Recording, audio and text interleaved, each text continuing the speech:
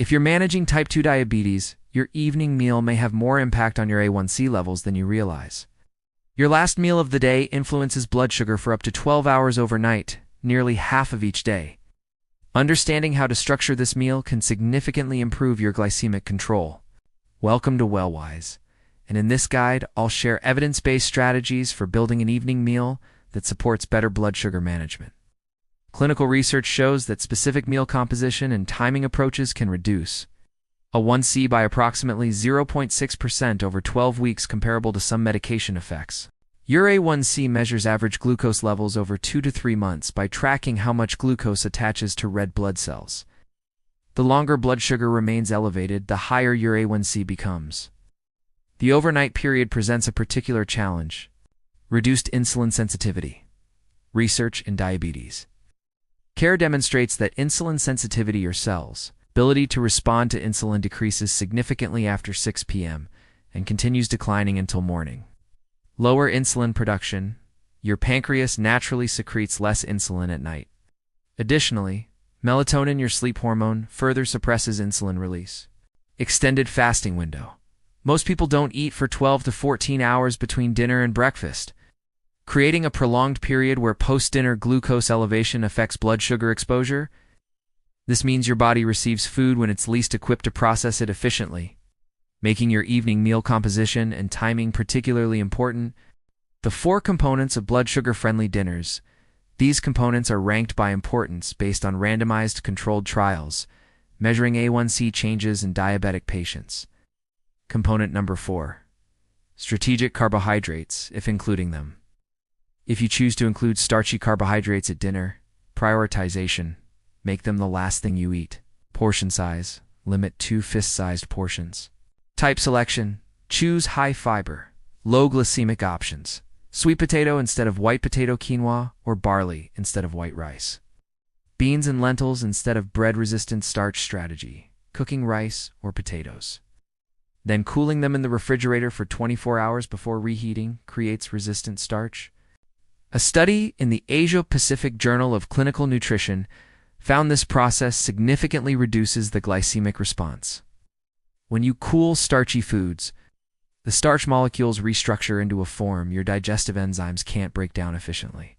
This resistant starch acts like fiber, slowing glucose absorption and feeding beneficial gut bacteria that produce compounds, improving insulin sensitivity. For many people focused on lowering A1C quickly, keeping dinner low-carb and saving carbohydrate portions for earlier in the day, when insulin sensitivity is higher, works best. Component number 3. Fiber-rich, non-starchy vegetables. Vegetables should cover at least half your plate. Focus on leafy greens, spinach, kale, arugula, Swiss chard, cruciferous vegetables, broccoli, cauliflower, Brussels sprouts, cabbage, low glycemic options, zucchini, eggplant, bell peppers, asparagus, green beans. Why this matters? Fiber forms a gel-like substance in your intestines that slows glucose absorption.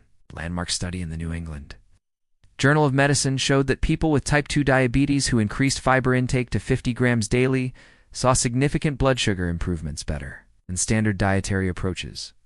Without adequate fiber, glucose rushes into your bloodstream all at once, requiring your pancreas to release large insulin amounts. Over time, this contributes to insulin resistance. With sufficient fiber from vegetables, glucose enters your bloodstream gradually, allowing for steady insulin release and maintaining cellular sensitivity. Aim for at least 2 cups of non-starchy vegetables at dinner. Raw vegetables retain slightly more fiber than cooked ones, as cooking breaks down some cell walls. Component number 2. Healthy fats for overnight protection after vegetables. Add healthy fats, primarily monosaturated and polyunsaturated fats rather than saturated fats. Benefits. Fats slow digestion and prevent glucose spikes. Omega-3 fatty acids improve insulin sensitivity at the cellular level. A meta-analysis of 10 randomized controlled trials in clinical nutrition found that omega-3 supplementation significantly reduced fasting glucose and improved insulin resistance in people with type 2 diabetes. It's how it works. Healthy fats like omega-3 become incorporated into cell membranes, changing their fluidity and structure.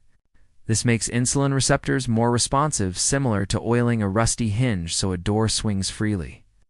Healthy fats also trigger hormones that signal fullness to your brain, helping you avoid late-night cravings. Recommended sources: extra virgin olive oil, 1-2 tablespoons, half an avocado. Fatty fish like salmon provides omega-3 south, plus protein small handful of walnuts, almonds, or pecans.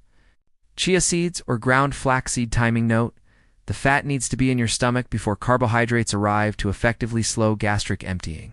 Component number 1, high-quality protein first. This is the most important component.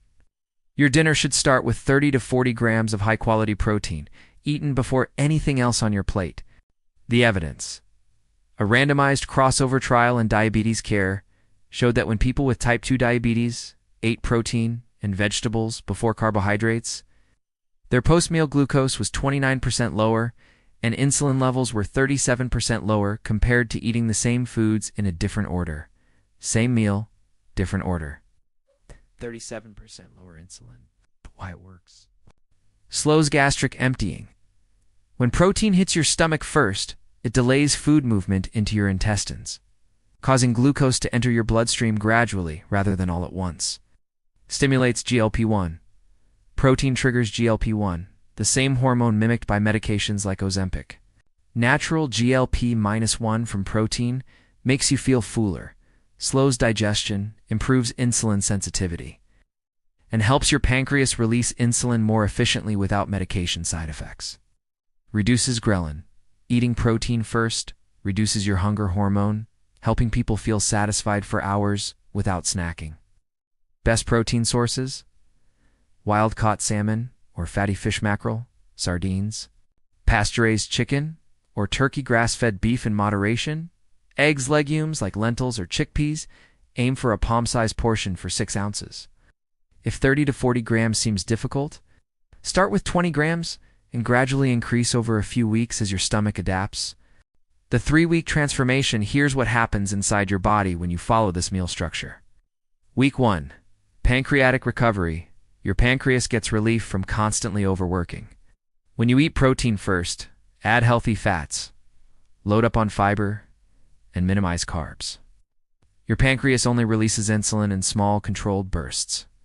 Within 7 days, studies show beta cell function. The cells producing insulin starts improving. Most people see fasting glucose drop by 10 to 20 points in the first week. Week 2. Reduced inflammation. Chronic high blood sugar creates oxidative stress and inflammation throughout your body. When you stabilize overnight blood sugar, your body gets 12 hours of repair time instead of damage time.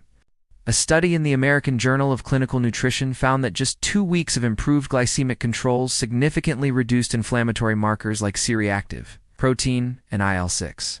You'll likely experience better energy, reduced joint pain, and more stable mood. Week 3. Metabolic shift. Your liver, which has been releasing excess glucose overnight, starts quieting down.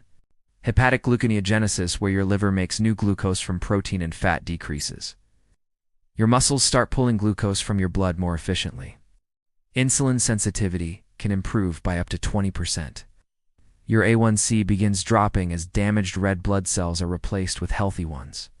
After 3 weeks, about 17% of your red blood cells are new and haven't been exposed to high glucose.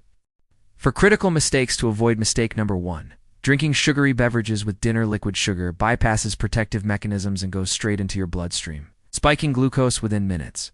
Even 100% fruit juice is problematic.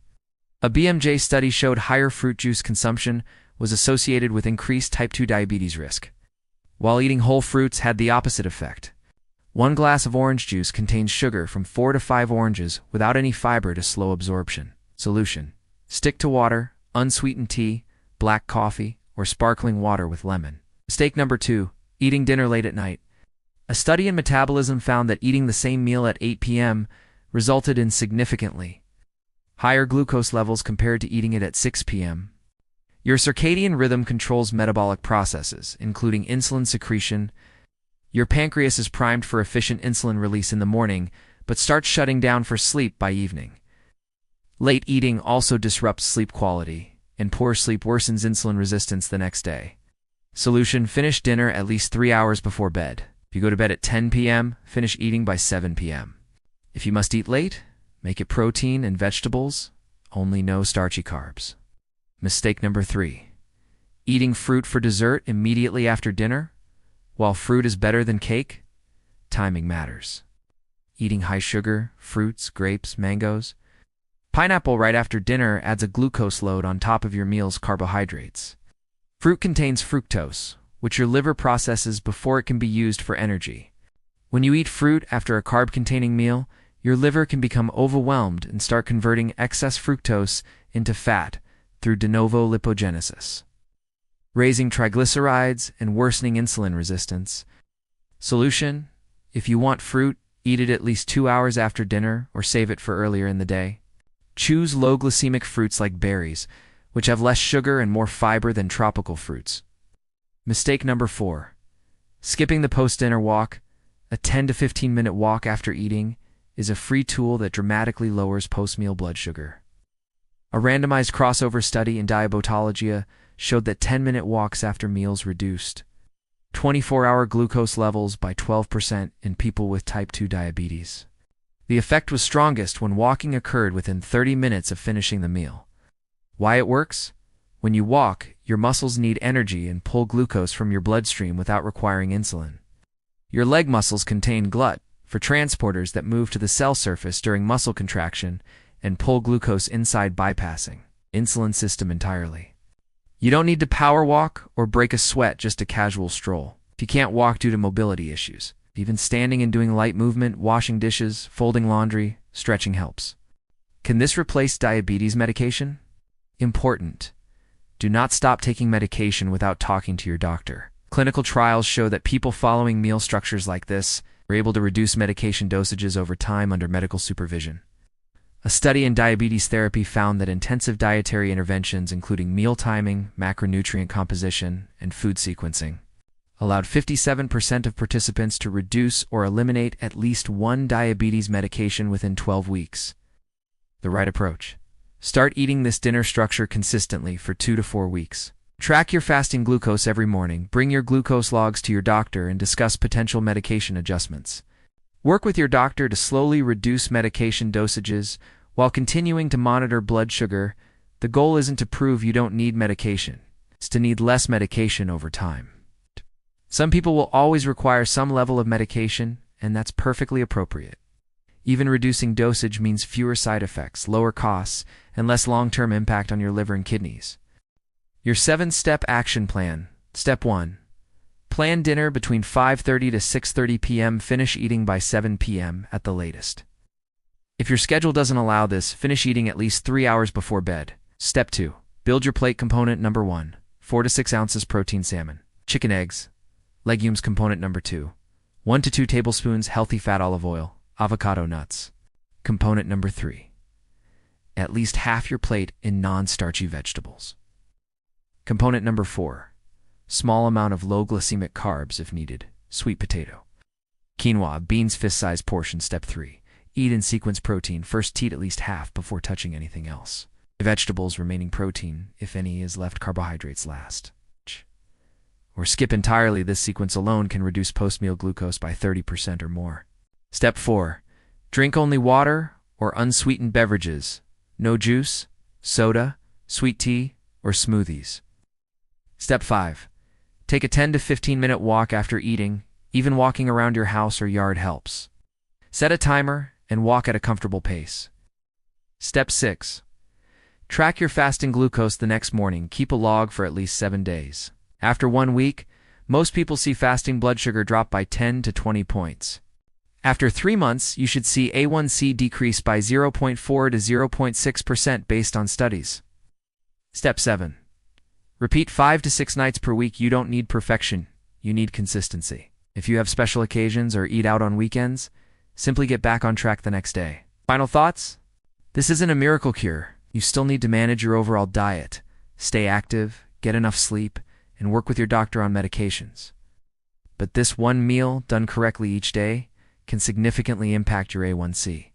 Unlike medications, this approach has no side effects. You simply eating real food in the right order at the right time.